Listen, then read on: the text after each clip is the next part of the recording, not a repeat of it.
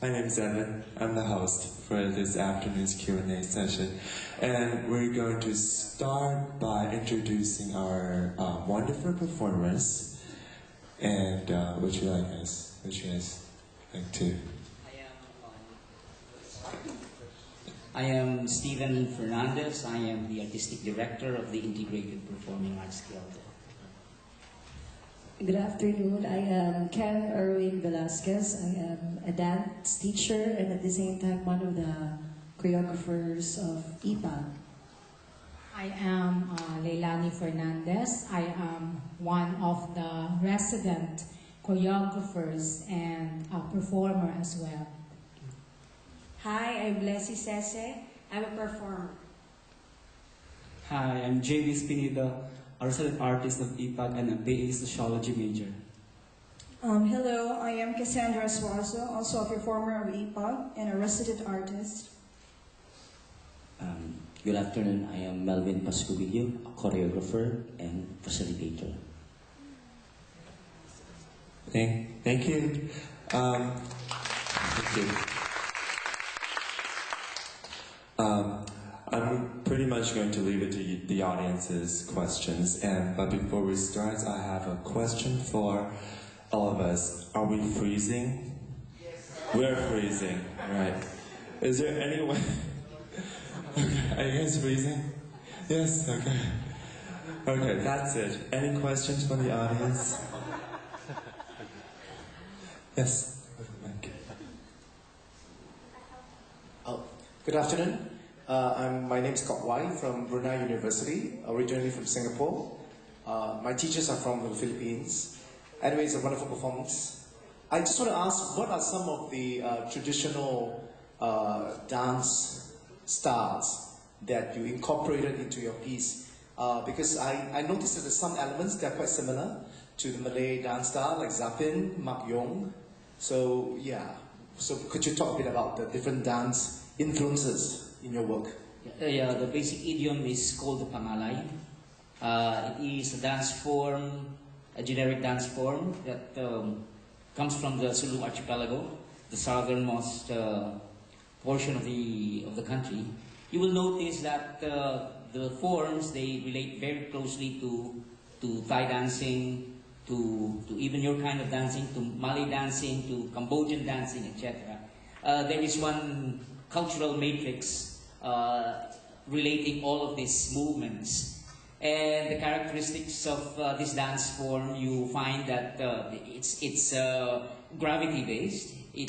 There are nuances, the use of the hands, the use of the upper torso, the act of humility. However, we use this as basis, and we develop this into a modern contemporary idiom to make it grow, to expand the traditional roots of the dance form. Among the Tausug, they call this pangalay. Among the Samal, they call this the igal. So are the dancers trained in both traditional and modern? Yes, yeah, we somehow connected this. Any questions?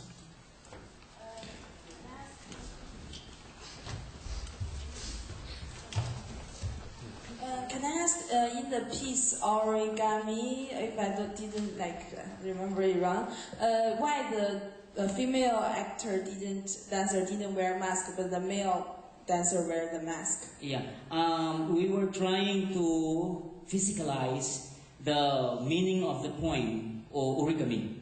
That the text in the final that wraps up the whole piece somehow gives to us the meaning of this, that, you know, a paper, you can fold it in so many ways. There is not one character, like, you know, like a mask, you can always change the mask.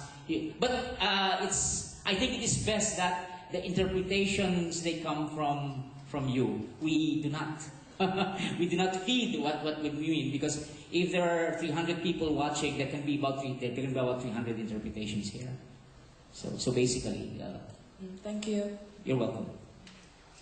Before the next question, I need to clarify because we're running a little bit, we're in a hurry, so there will be no translation.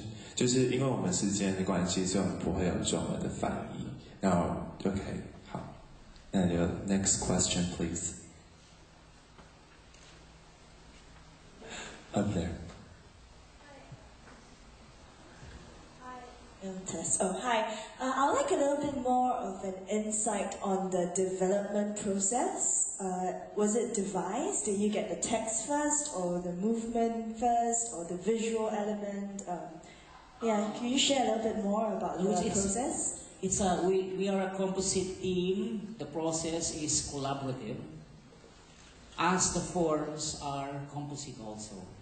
So it's not simply like all of these performers here, they go to training both in text, in movement, even in music. So it's composite, it's a very Asian thing. We mix. It's not the type of thing like, well, I learned yesterday, and this was really an opening knowledge for me about the Chinese opera being pre-expressive even before being expressive. But in our terms, we mix this.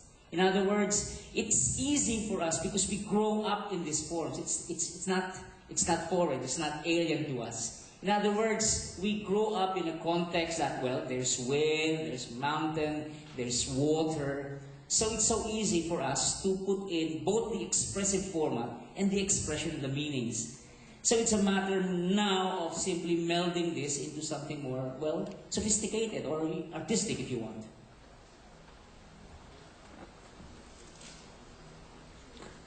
Would you like us to? The students are very interested. Any more questions? I would like to ask about your choice of putting up subtitles together with the spoken text.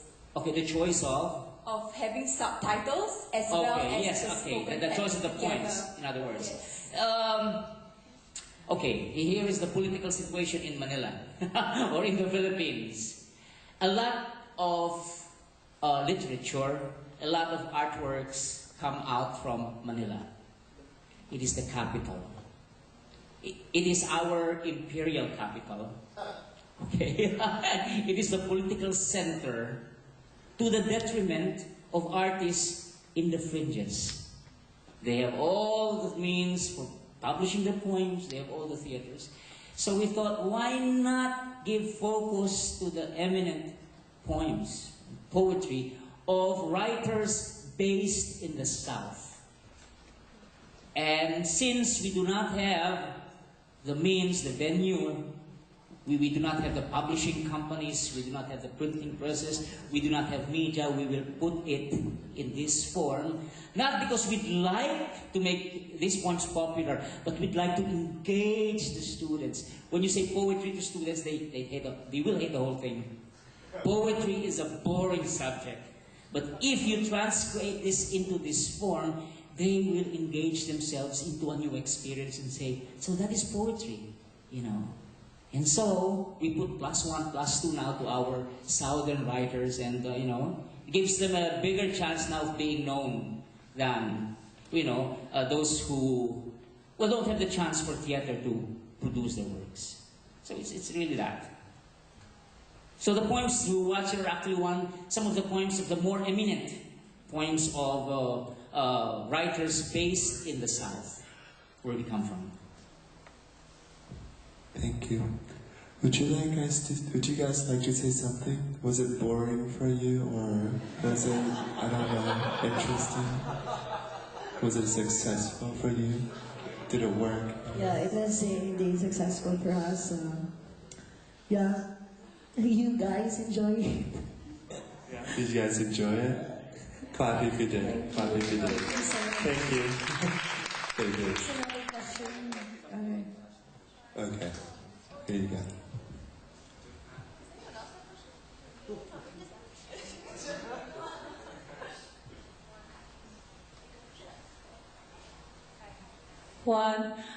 Okay.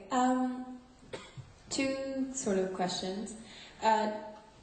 When you performed the piece in Manila, was it in Tagalog or your own native language? Both English, there's one. This is actually part of a larger repertoire.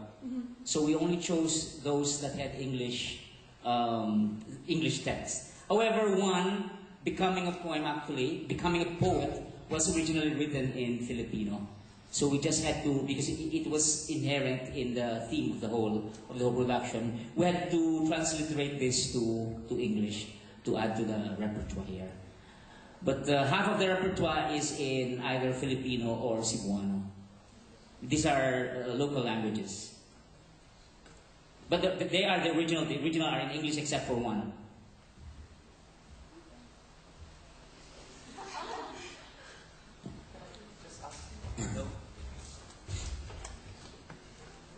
Sorry, since you mentioned about Manila being your internal colonizer, I don't know much about the Filipino politics, but I know a bit. So do you think performing in English and having your text in English, would it be in a way playing to this post-colonial thing? Because English is not your native language. We really belong to very strange. You have a southern dialect, right? You have a southern language. Okay. We do, yeah, we have southern languages. But when we talk about southern languages, we have so many southern languages. Okay? And these many southern languages have for so many years been, how do you say that? They don't want Filipino. Particularly this large major group called the Cebuanos.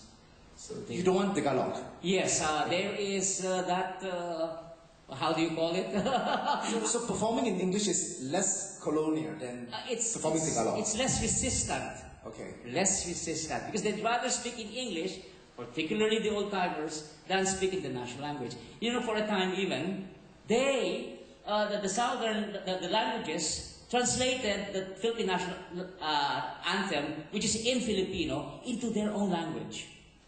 For a time. You see? So these are the challenges that our country is meeting. Very fractious, very, we have to get this together. And I believe that one way to put them together is through language. But then we will have to accept, particularly, there is that resentment because the Cebuanos, which is a major language in the South, we are more. We have a bigger population than the Tagalogs. Why did the Tagalogs, get the opportunity of using their language as the national language? It was easy because Manila is the seat of government. You see, so cultural laws, policies, etc., money, they all come from that imperial capital. And thank you for bringing the culture of the South to us. Okay. Thank you. Would you guys like to say something? Like one last word? Because we have a minute left and we're all freezing. Yeah? We don't have. Yeah, in behalf of the Filipino people and our colleagues here from the Ateneo, Rick is here. Thank you very much for this opportunity to be able to share. And there's just one bottom line, we're all the same. So thank you very much. Thank you.